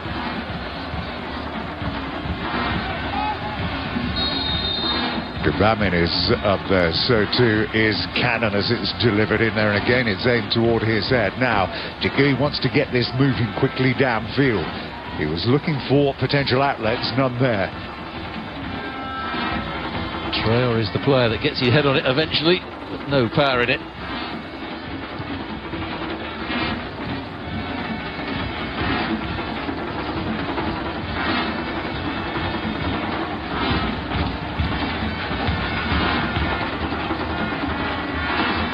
First time he's really got in behind either of the centre-backs, Olawage or Fofana, who have coped very well with Kodja.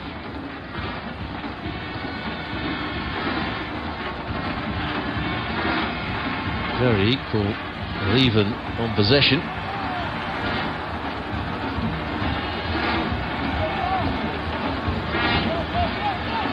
There's Bagayoko. To Traore, finds Cannon, is one low.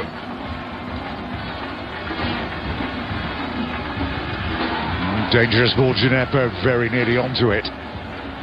Kocha again giving chase here.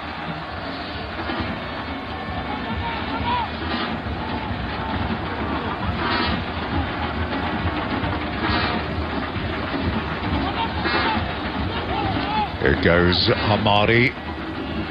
Free kick. Sorry, D8, the player that brings down the substitute, Adama Nos. Good for the skill. And the substitute just changing direction. Trying to get it onto his favoured left foot.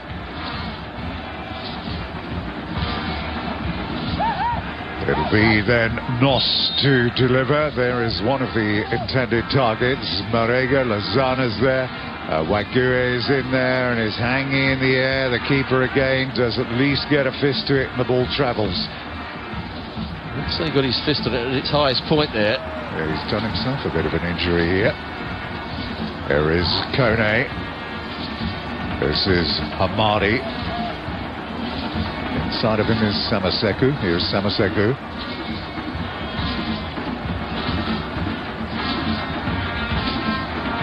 Well, the pace has noticeably dropped from Mali. There goes Genepo. I think underneath it again, drops kindly. Traore looking for an outlet again. The white shirts get back behind the ball. Samaseku, he didn't see Hamadi there. Genepo is trying to get in here, and in the end it was taken away from the foot of Lozana. Cool bit of defending. More still to do here.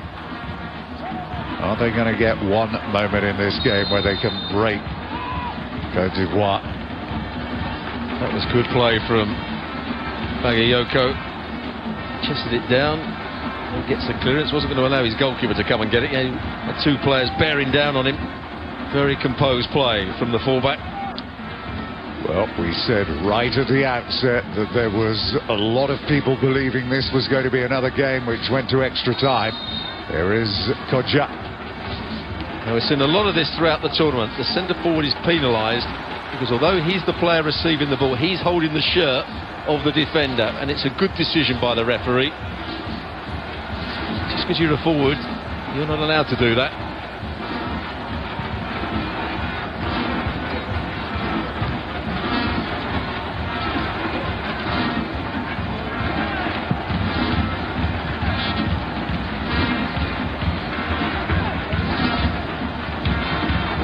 It's Bagayoko.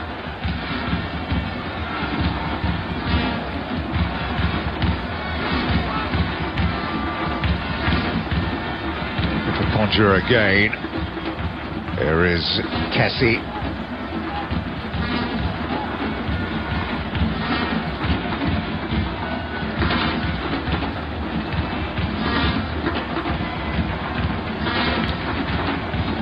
Bagayoko's ball.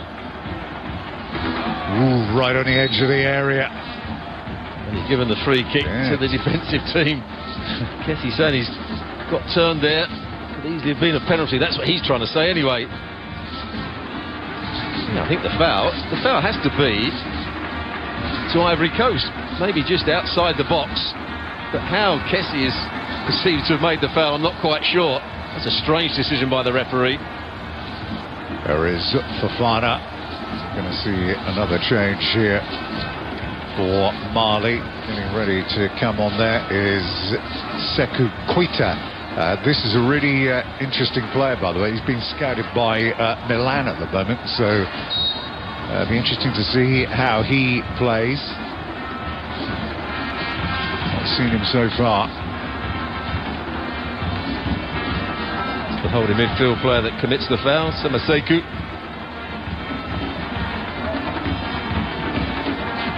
Just can't get to the ball. It was a good shielding of it by the centre-back, Traore.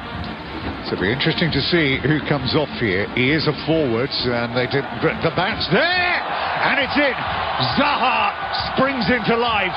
They don't care about the quality of the goals as long as they get him. He bundles it over the line, and the Cote d'Ivoire have the breakthrough out of absolutely nothing. You're right, it is out of nothing. One long ball, diagonal ball played forward from the free kick by the goalkeeper. Kodja goes up in the air. I think he misses it completely in behind the fullback, and that's a good finish from Zaha. Goalkeeper's right on top of him, but he gets it underneath, keeps his composure, good technique, and he beats the goalkeeper because he goes underneath his arms here. And as soon as he struck that, you can see it going into the net. That's the biggest moment for this tournament for Zaha. What a good goal it is in terms of his technique at the end of it, his awareness of the goalkeeper's position, but not good defending from Kone, the left back.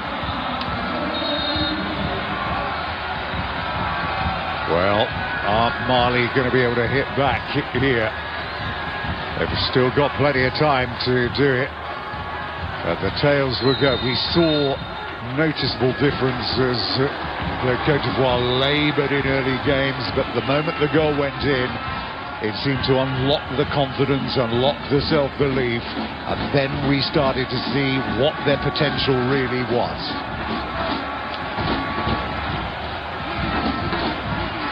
It's Mali that have now got to chase the game. They've got to up their tempo once again. They've got to take the chances that come their way. What a moment for Zaha, who's been pretty poor, you have to say, throughout the game. He's now playing on the right-hand side. Started the game on the left, but since Cornet came on, he's gone out to the left, and Zaha's come to the right. Here is Samaseku.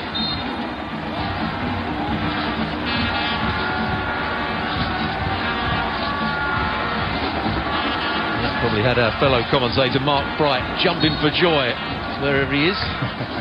He'll be watching this. He's back from training. 6:30, I would imagine, sir.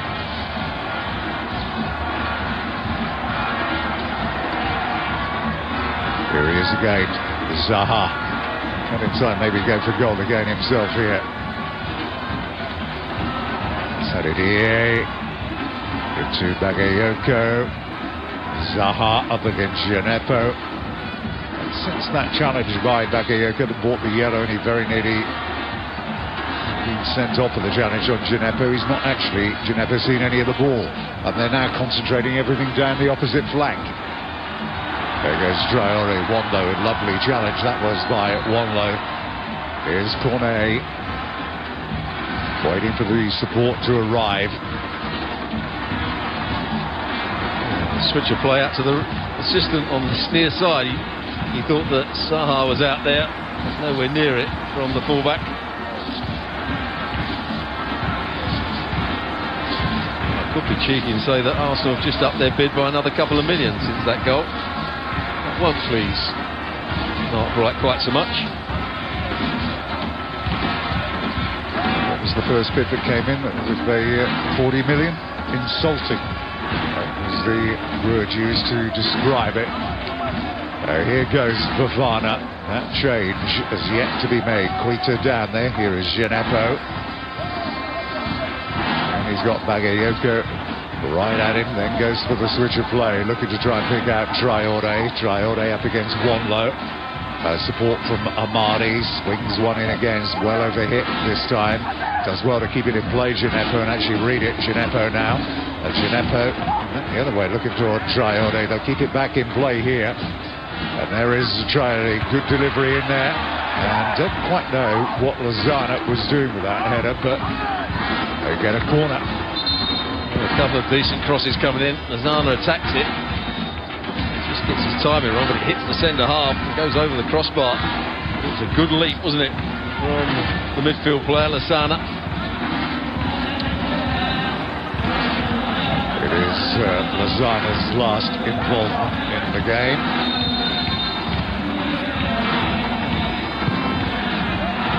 That's coming in towards the near post.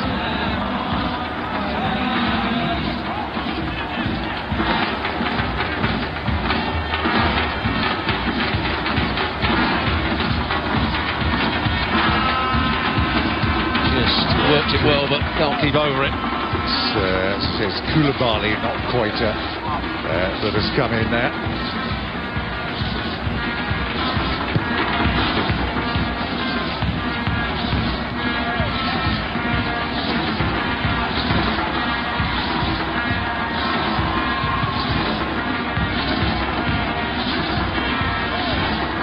Can they keep their discipline here?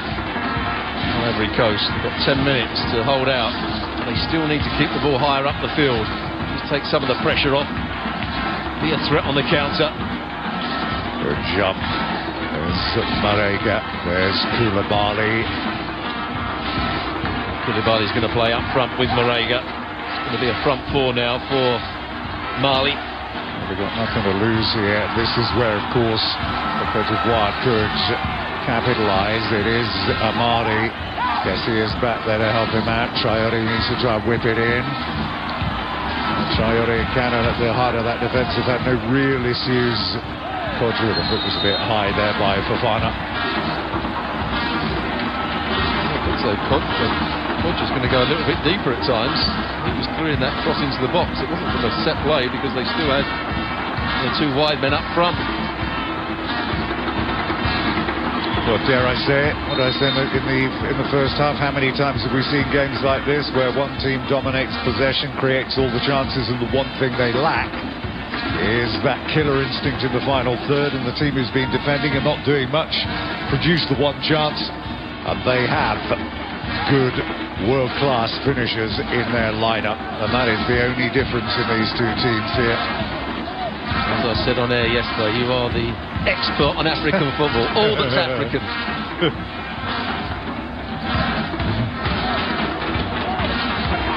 Yeah, the Bundesliga days are gone now. Yeah, I can't mention that anymore. Yeah, a tournament that we've got through where we haven't mentioned.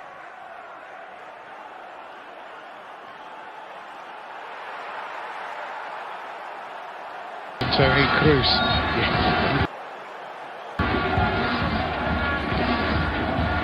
8 minutes to go. Foot was again high. Messi, the player that's caught there, takes one to the side of the face.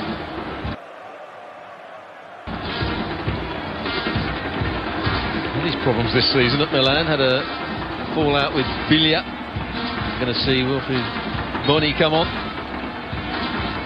He doesn't look to be the athlete that he once was when he had that first spell at Swansea, where I thought he was magnificent. There's the man of the moment again.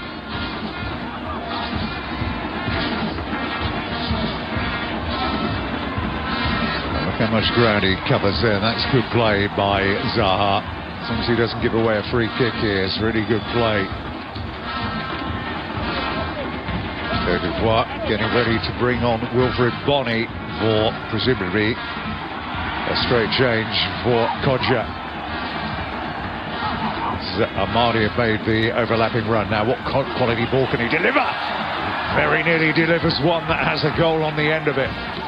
Well, that was a much better delivery. Really good cross from the fullback.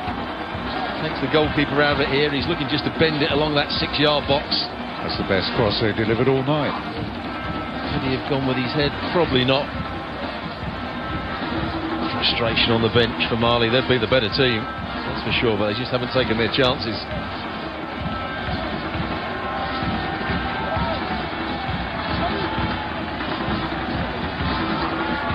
Been surprised, or it is a surprise to me, that Kodja is coming off, because when they're defending set plays, which they probably will have to defend quite a few in this last 6 or 7 minutes, one of their best headers of the ball defensively has been Kodja. So that's a big decision by the coach.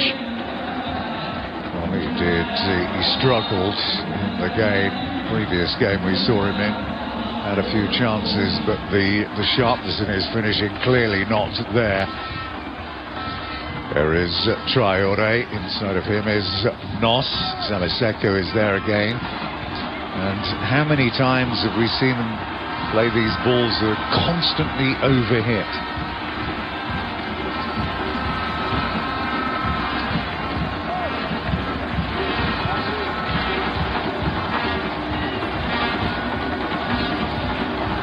Well, you talked earlier about the quotes from the coach. Yeah. Nakasube talking about concentration, that's going to be key. They lost concentration for the goal, didn't they? With that one ball played forward. Well, they might get in here. There was Koulibaly almost on top of it. Now, as I said, no Kodja to defend the near post zone. That's the job he was doing. Will it be the wrong decision by the coach? Kamara. Bonnie's got into that near post zone, nowhere near as good in the air or as imposing. Needs a good corner. Nos delivers it. Out comes the keeper. He just looked as if he ran into his man. That's a bizarre yellow card there, if he does give one. Ball goes up in the air, the goalkeeper starts, he's going to get nowhere near it. He actually runs into the player himself.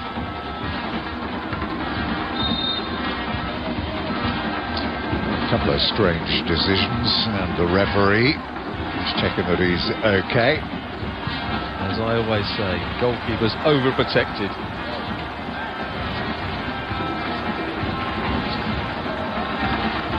Oh, don't forget, Tunisia against Ghana. What a big, big game that is coming up. Kick-off in just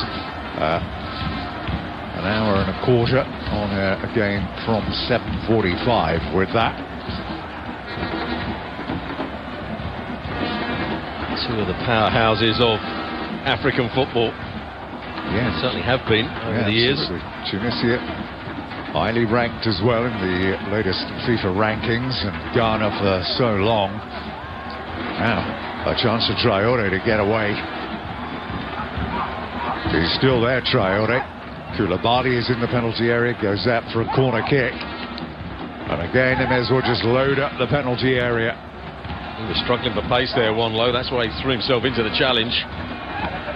Big moments in the game here. It'll be an in-swinging ball. Out comes the keeper. That is his best claim. As I said, overprotected goalkeepers. It's a good catch. Just get on with it. Instead, he wants to have a fight with Molawage.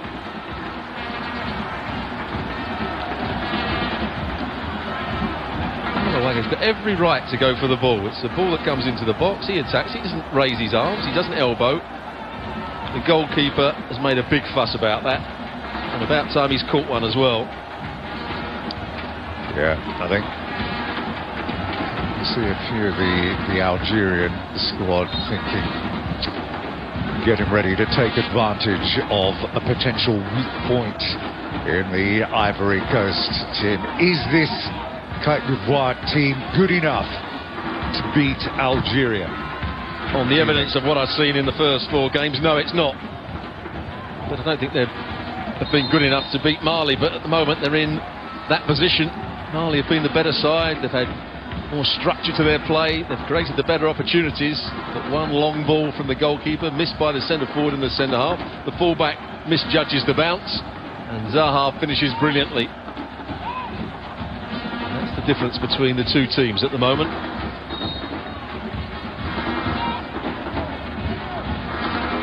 Time running out here.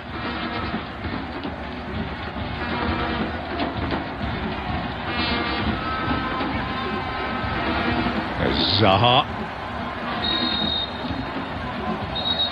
And he didn't like that. And hands on Kone. Why does he want to get involved? You're 1-0 up. You've just scored the goal. Just come away.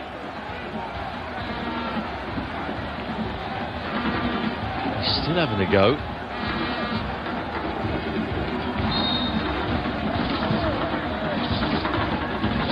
They've just reduced their offer by a couple of million now, Arsenal. Well, looks like the fight has left Mali here now. A bit of disorganisation beginning to reign here. That's going to be a free kick, is it? No. Can't believe that hasn't been given. It should have been a free kick. There's plenty of space to play into here. It's Traore again. Great pace by Traore. Seri Dia is getting back there. They've got to stop this going at it. It's a corner. It could be one of, if not the last chances for Magasuba's team. Wanlo is struggling the left back. He's diving into challenge because he knows he hasn't got the pace to stick with Traore. What can they deliver here? It's not a bad looking ball in there. It came to Koulibaly's head. It's Zamaseko, got to get it back in by Fofana. Drops to the back post again and put behind for another corner. Good work, Seri Dia. Marega brings this ball down on his chest. It's a decent delivery into the box. Bringing it down, ready to get onto it to shoot again. Seri Dia did really well. Same again. That's not a bad delivery. That was Wilfred Bonney. Great header that was by the substitute. That's what he has to do at that near post zone. That's what Hodger was doing, and he did it really well on that occasion. Barrega shielding it well, getting it back out. Traore, a little cut back inside. He's got to get that ball back. Here's Hamadi. He's got to go all the way on his own. Whips one in there, Hamadi. Nobody knew, but it was about to arrive. They've got 2 minutes left, and no more. What Ivory Coast did well there, they started to squeeze up. So all the players had to get themselves back on side as the cross came in. That's why it looked as though nobody was attacking it.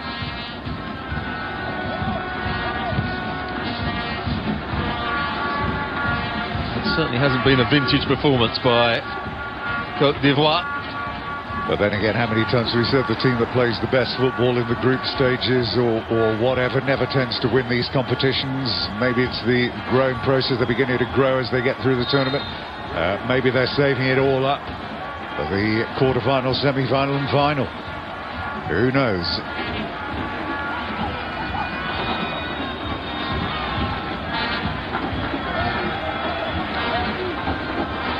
There's Kone, a chance for a shot. Good, closing down the edge of the penalty area. Samaseku's not going to get there. And the keeper, Jigure, calmly done by him. He should just get it downfield into that penalty area now, really. Well, Ivory Coast have got 3 or 4 players out the game here. Traore's done absolutely beautifully here. Tees it up. Now, where they're going to go is the substitute going to hit it. That's a very good save. It was Nos who got power, direction and everything right with that strike, and give the goalkeeper credit here. He did a very good job. It's just missing that near post, but really good play from Nos. There's still another chance here. Is he going to get back to Gineppo? Gets it stuck under his feet, and it's going to be a free kick. And the advantage is played and play on, and that is just about it. Zaha can just hold the ball here for 20 seconds. They're over the line. Or is he going to go all the way on his own here? Cornet there. And it will go back to the keeper, Jigure. That should be it. As this ball's played forward, they're ready to commiserate with their teammates, but one last chance maybe. Referee has a look here. Ooh, it's going to be a free kick. Right on the edge of the area. He cannot wait for the game to conclude, Bondo, because he is out on his feet. And look at that for it. So if he was on a yellow card, he might have been on a red one to follow it. Well, he's been beaten on 3 or 4 occasions now by Adama Traore, who's just had too much pace for him, and because of that, he's diving in.